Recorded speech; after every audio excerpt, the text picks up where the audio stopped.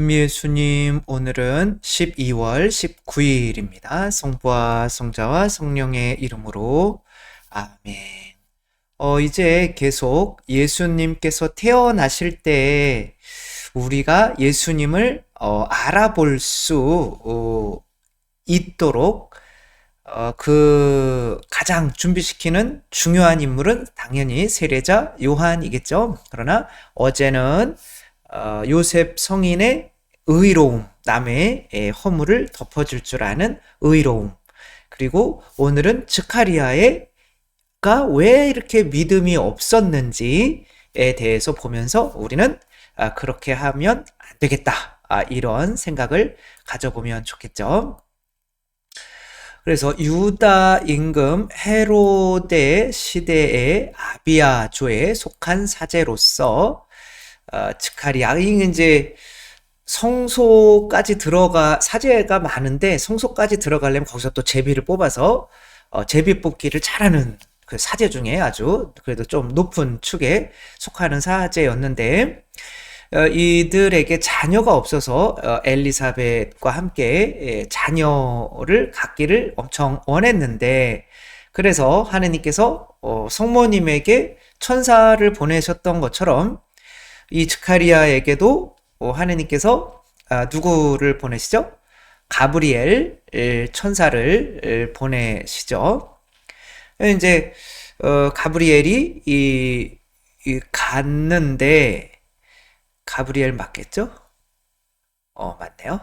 근데 이 가브리엘이 이제 메시아가 올 건데, 당신들 태중에서 태어날 아기는 그 메시아를 인도할 예언자, 세례자 요한이 될 거다라고 했더니 믿음이 좀 없어가지고, 아니 제가 그것을 어떻게 알 수 있겠습니까? 우리말로는 조금 뉘앙스가 좀 그렇죠? 제가 그것을 어떻게 알 수 있겠습니까?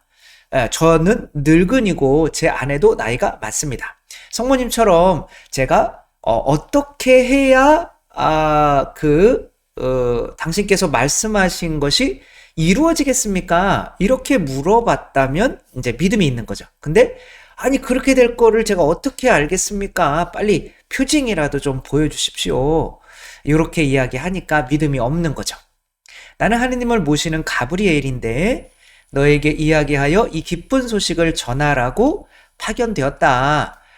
이게 중요한 거죠.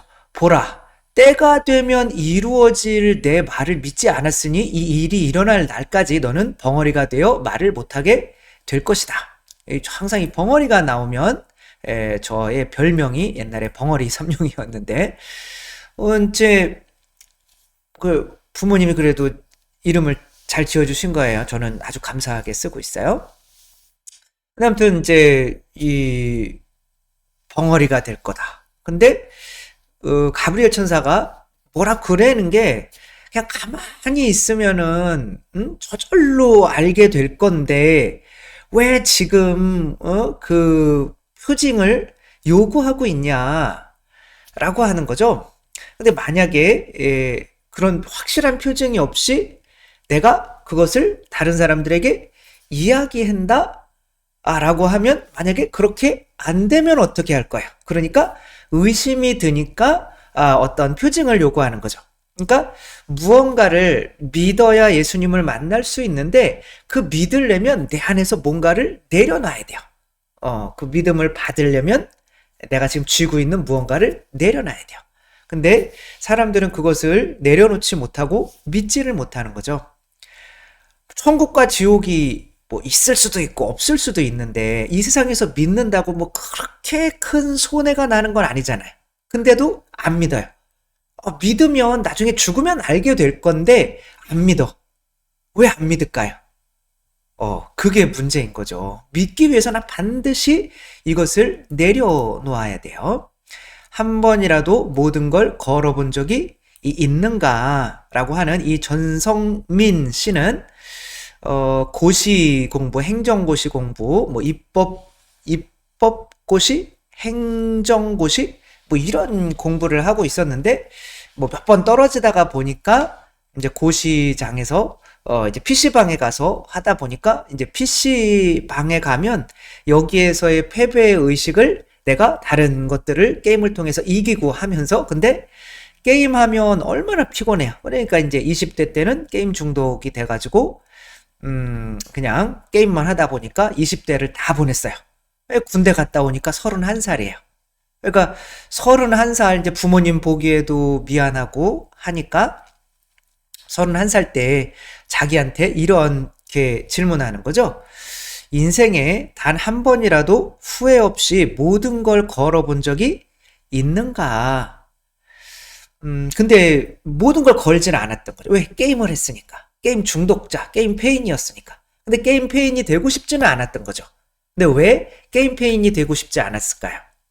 그 격투기 선수 중에 존 존스라고 하는 사람이 있어요. 이 사람은 그 게임을 하기 전에 항상 이겨요. 근데 질 게 두려운 거예요.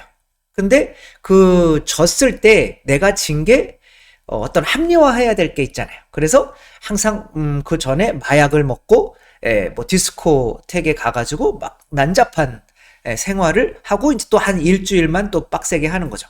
근데 그렇게 지게 되면 내가 약물 검사하면 항상 약물이 나와요. 그때 일주일 전에 먹었으니까. 그리고 이제 어떤 향락을 즐겼으니까 이제 힘이 빠져 있을 거 아니야. 이제 그것 때문에 졌다라고 자기 합리화를 하기 위해서 하는 거죠. 이것도 마찬가지인 거죠. 내가 내 자신이 사람들이 10년 동안을 입법고시, 행정고시 한 지금 5급 공무원 정도 된다고 그래요. 그것을 하고 있는데 10년 동안 했는데 안 됐어. 그러면 핑곗거리가 있어야 되잖아요. 그러니까 나는 이거를 하느냐고 이걸 하지 못했어 라고 얘기하는 거죠. 그래서 내가 내 자신을 온전히 걸어볼 수가 없었던 거예요. 그러니까 그렇게 10년 동안 해도 안 되는 거를 내가 마음 잡고 2년 동안 공부해가지고 입법고시, 행정고시를 동시에 통과해가지고 국회에서 이렇게 일하는 사람이 된 거죠. 그러니까 마음 잡기 문제인데 왜 내가 할 수 있다라고 하는 거를 믿지 못할까요? 왜 그러냐면 내가 이렇게 할 수 있다고 해놓고 못하면 내 뭐가 상처를 입기 때문에 내 자자로 시작하는데 자존감 천만에 말해서 자존심이죠. 자존감은 자존심의 반대말인 거죠.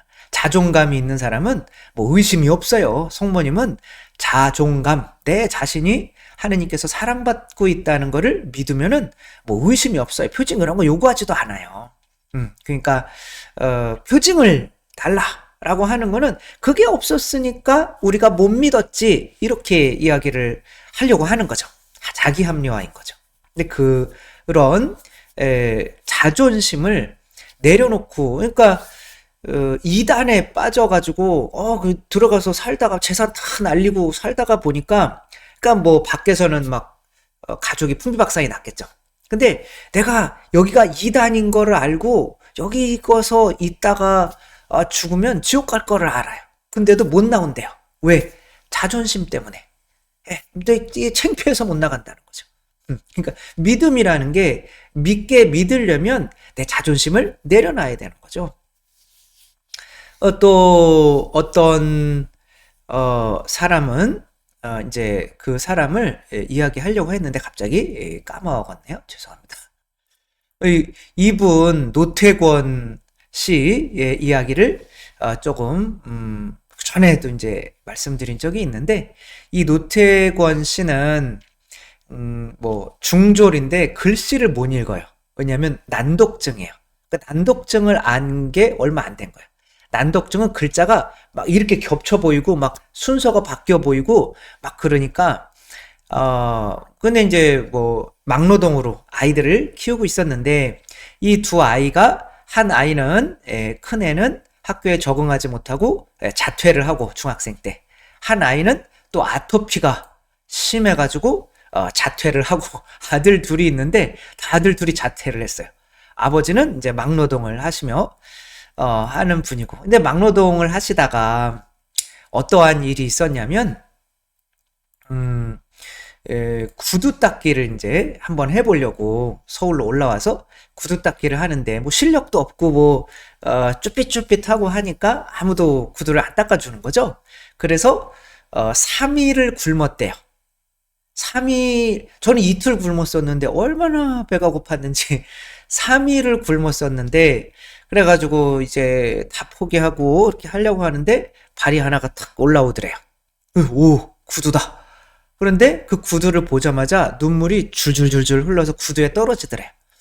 그러니까 그 구두 이제 밥 먹을 수 있겠구나. 이제 그러니까.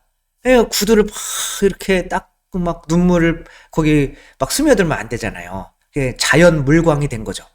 이뭐 이렇게 닦으니까 구두를 이렇게 열심히 닦는 사람은 처음 봤다고 그 사람한테 칭찬을 들은 거예요.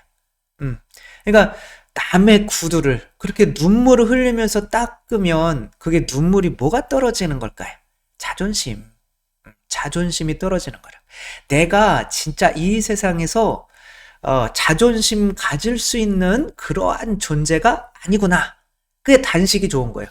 너무 배가 고프면은 야 이건 이렇게 몇 끼 굶었다고 배고프는데 내가 뭐라고 이렇게 자존심 세우면서 이렇게 뭐 했을까? 그러니까 안 믿는 사람들은 100%다 자존심이 센 사람들이에요. 그 믿어서 손해 볼 게 없거든요.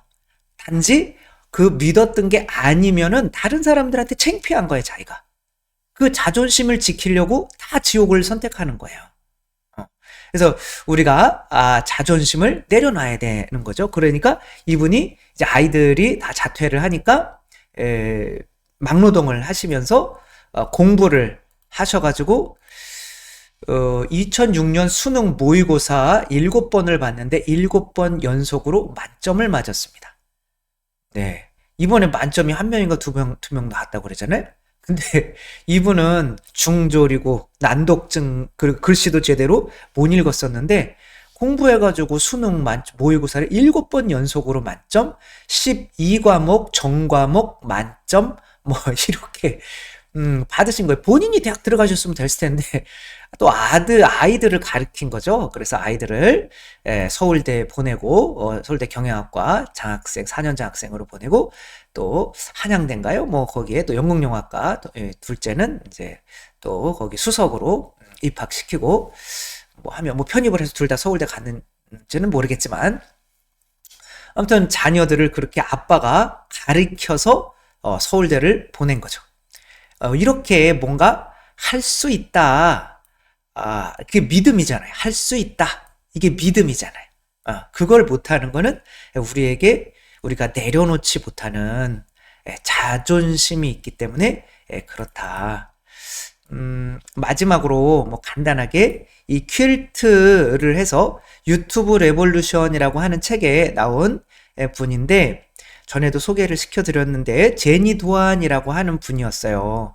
이분은 림프암이 걸리셔서 이제 뭐 시골로 내려오셔서 어떻게 뭐 정말 하루 먹기 살기도 힘든 그런 시골에서 또 그냥 소일거리로 이제 퀼트를 하는 거예요. 뭐 잘하지도 못했어요.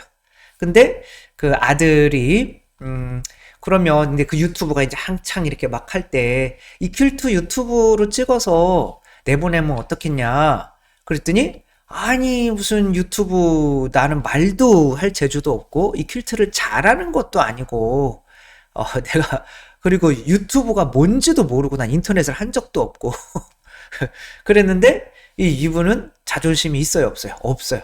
암이 걸렸고 나는 아무것도 아닌 존재인데 도전해서 손해볼 게 없잖아요. 근데 그렇게 했더니 이게 전 세계적으로 대박이 나서 이 미주리주 요 조그만 동네 8,000명이 사는데 요 퀼트 그 관광객들을 맞아들이는 사람들만 400명이래요. 그러니까 그 마을이 이 자매님 때문에 먹고 살게 된 거죠. 네, 그렇게 할 수 있는데 우리의 안에 있는 정말 알량한 자존심, 우리가 대단한 존재인 것처럼 그 알량한 자존심을 내려놓지 못하기 때문에 우리는 믿지 못하고 있다. 그게 바로 즈카리아의 문제였다는 거죠. 그래서 나중에는 뭐 이 혀가 풀리기도 하지만 그래서 성모님처럼 완전해지려면 자존심 뭐 이런 거 다 내려놓고 뭐 남이 뭐 천연대 애뱉다고 돌 던져 죽이든지 말든지 뭐 어차피 하느님 없으면은 우리는 뭐 존재할 수도 없는 존재잖아요. 그런 거 손해볼 게 없어요. 그쵸? 믿어서. 그러니까, 세상에서 자존심 내려놓고, 한번, 믿어볼 수 있는, 그래야 우리가 예수님 만날 수가 있는 거죠. 우리가 될 수 있었으면 좋겠습니다. 주님께서 여러분과 함께 전능하신 천주, 성부와 성자와 성령께서는 여기 모인 모든 이에게 축복을 내리시어 길이 머물게 하소서. 주님과 함께 가서 복음을 전합시다. 하느님 감사합니다. 성부와 성자와 성령의 이름으로 감사합니다. 사랑합니다.